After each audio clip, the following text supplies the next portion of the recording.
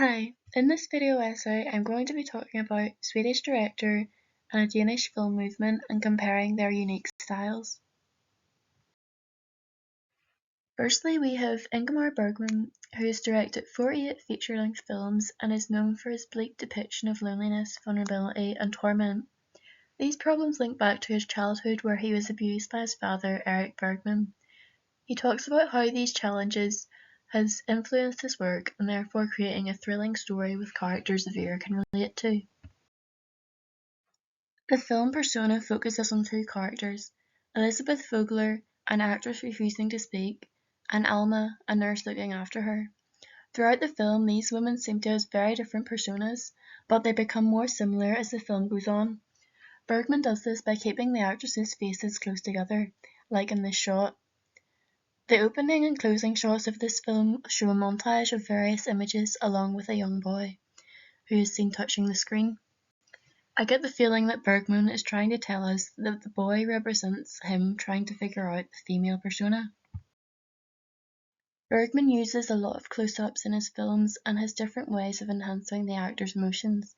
On the left, he has used costumes to darken around their faces, which in turn highlights their face, and on the right it's as though he's layered their faces on top of each other, giving a screen full of emotions.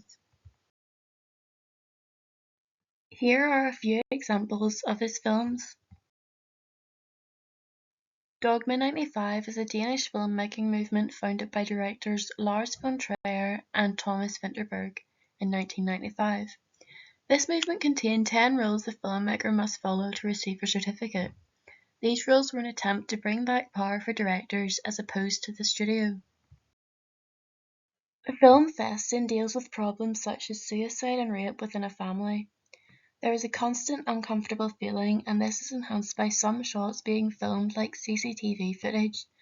Other scenes give a different feeling, and you feel like you're really running with the characters or having a conversation with them.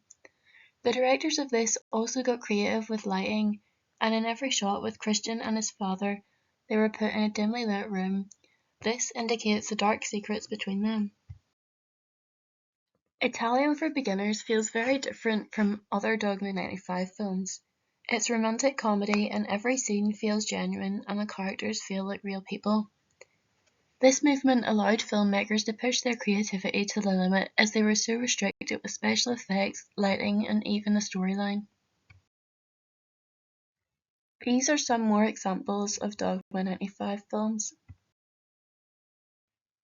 Ingmar Bergman films are clearly higher budget with better quality cameras than Dogme95 films, as they are only to be shot on handheld cameras. Another difference is Bergman only shoots on black and white, and Dogme95 must be shot in colour. Although these films are visually very different and unique, their stories are more similar than you think, as they both deal with dark topics. This just shows you that you can tell the same story in many ways and every filmmaker is unique.